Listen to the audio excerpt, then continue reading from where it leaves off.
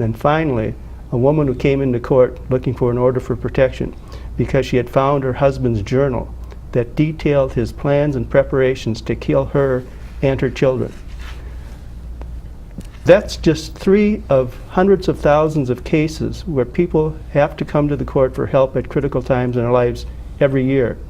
That's why keeping the court vibrant, funded, and accessible is so important, not only just for the criminal cases, but for these other cases that we often don't think about when we have these discussions about the court.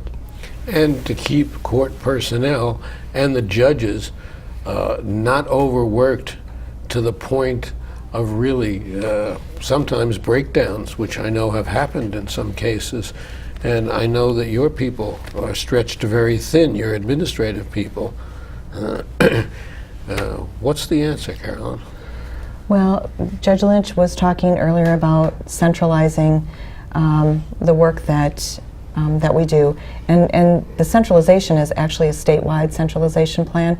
We are also in our district, the 1st Judicial District, working on centralizing duties so that we can relieve some of the stress in some of the areas and kind of share the burden between the counties. But even with that, all the changes that staff have gone through, staff come to work every day and they're concerned. Will we have enough money? I mean, they all know the legislature is meeting and deciding what our budget is, and they're concerned, will I still have a job? We're doing our best, I think, with the leadership of Judge Lynch and Judge Knutson and our district administrator, doing the best job that we can with what we have, but I mean, it's reality. And we have a very unique situation at this point where the legislature, both houses are Republican, and the governor is a Democrat. I think that's the first time that's happened in about 40 years. The governor plainly says we need to raise taxes and get more money. The leaders in the legislature say, no way, Jose, echoing what ex-Governor Pawlenty said. And there's got to be a meeting of the minds someplace there so that people get justice. It's not just there, it's right across the board in other areas of state government. But we're concerned with this. We're concerned with security. We're concerned when we see a congresswoman shot down in Arizona. Well, I know, I was in the courtroom not too long ago, and there's one deputy in there, and there are about 150 people in there. And I was thinking to myself, wow, if somebody gets out of hand here, some of us are going to jump up and have to help that man because there's no way he can handle that. That's an ongoing problem. And they're usually running between a couple courtrooms. That's correct. And they do a wonderful job for us, but they're really protecting the public that comes to utilize the court system. And so we do want to make sure that the public is protected, but you know, part of it is, Alan, what kind of service are we providing? And it's not really a service, but meeting our constitutional obligations to decide cases. In order to decide cases, we really have to listen to the arguments of the parties. We have to listen to the litigants. We have to hear the testimony. And we have to have enough time, and this is really important, so that everybody feels like they were heard. And that's what's getting crunched.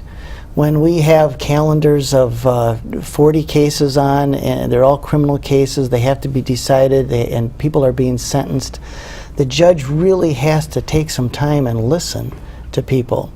And some people have termed kind of what we're doing now and the speed with which we have to handle our calendars as McJustice.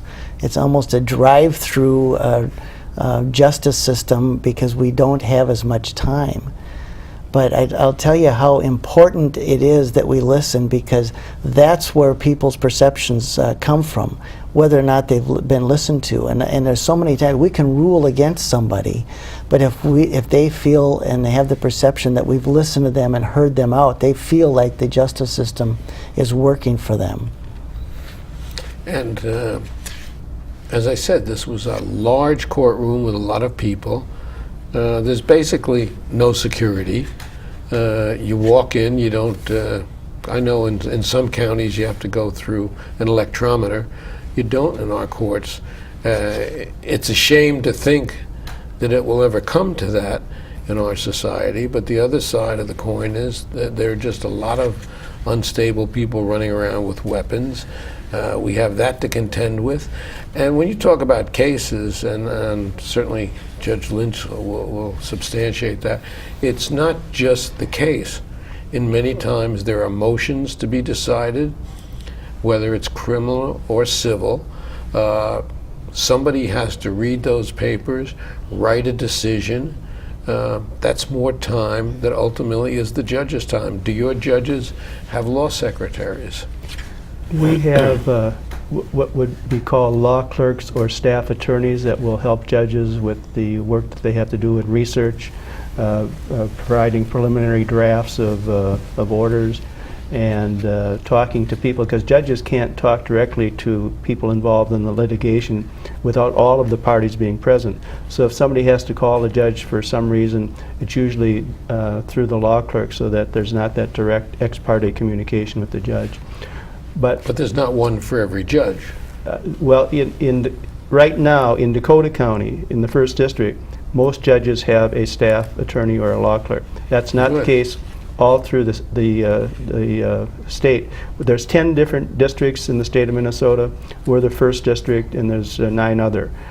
Some districts, because of budget cuts in the past, were not able to absorb those cuts as we were in the 1st, and so they've had to reduce the number of law clerks that are available. They've had to reduce the number of court reporters. They've had to reduce the number of court administration staff. Some of these districts have closed the courts for an afternoon or a day a week. Now that's a little bit misleading, because that doesn't reduce our work. As you know, we don't have any control over our workload. We have to take everything that comes in. So when you close the court for a half a day or a day, the work doesn't go away, it piles up. And so that just adds to the stress of people in Carol's office. It adds additional stress for the judges. We often find now when we get files that we don't have the latest pleadings in them because there haven't been time for the court staff to put them in there. There's, even with the help of the staff attorneys that we have, and that's one of the reasons I think that the judges in Minnesota have been able to have caseloads of 50% more than judges in comparable states, because we have this additional resource. But even with that, it's becoming more and more difficult. We were just talking about that on the way over, as a matter of fact, how you seem to be going from one fire to another, and you really can't do justice to the case that you have in front of you and give enough time to those people, the time that they will feel that they've been heard, because we have to go on to the next case. And that's where I think the whole process is diminished, and where I think that the people that come to the court with these important matters in their lives feel that they're not getting the type of service that they deserve. And I would agree with that. It's come to the point where I think that, as David said, kind of the McJustice, we're fast, we're efficient, we're filling, but we're not quite as good as we should be. And I'm just hoping we don't go from the McDonald's analogy to the soup kitchen analogy. And that's what my fear is, if we have to continue to absorb additional cuts from the legislature. Now, you've been sitting on the bench for a long time. Have you ever seen it as bad as it is now? Well, let me first say that I have been on the bench for a long time, and I've seen a lot of evolution of the court process. It's been amazing to me how resilient the people in the court, staff primarily, have been to the changes and to the demands that have been placed on them. I don't think I've seen morale as low as it is now, and that really concerns me. That troubles me. The people in Carol's office, and Carol herself, are the face of the justice system for most of the people that come to the court. They are the ones that they interact with. They are the ones that they get information from. They are the people that give them direction as to where to go and what to do and so forth. I've often said that they're not only the face of the justice system, I really think they're the heart and the soul of the justice system. I have witnessed from afar the patience that they have displayed with people who are there on very emotional matters. who are confused, who are overwhelmed by what's going on. And the way that they're able to calm them down, explain to them what they can and should do, and provide to them a level of service that allows them to find out what they have to do, when they have to do it, and help them process this proceeding that they're going through. It's amazing. There was one instance where one of Carol's staff, I believe, a deaf person came in and was going to be subject to a criminal case in the future. And apparently many of the deaf people, it's kind of a close community, knew who the interpreter was going to be, the sign interpreter, and wanted to see if they could change that interpreter to somebody else that they didn't know, because they didn't want to have that embarrassing situation. This took place over about 20 minutes as they exchanged handwritten notes back and forth. And Carol's staff, once they understood what the problem was, made arrangements for a different sign interpreter so that person would be able to come and appear in court without having that embarrassing encounter with a friend that they knew from another situation. But it's time and it's personnel. Absolutely. And one of the things that struck me about the courtroom was the fact that there is a full-time Spanish interpreter in the courtroom now. 20 years ago, that was not the situation. The population has changed. So the court officer or the judge gives some directions in English, and then the interpreter gives directions in Spanish to a great many of the people who are there, alone, without counsel, confused, nervous, all the situations that don't lend themselves to a smooth transaction. What happens? Parents find out that their son has been in trouble, and he admits it. And they say, we've got to do something, we've got to get him some counseling.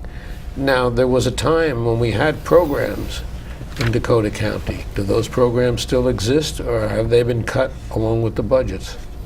Well, that all goes through social services and through our probation department, and they struggle to find the right kind of treatment center or treatment, appropriate treatment for them, depending on what the issue is.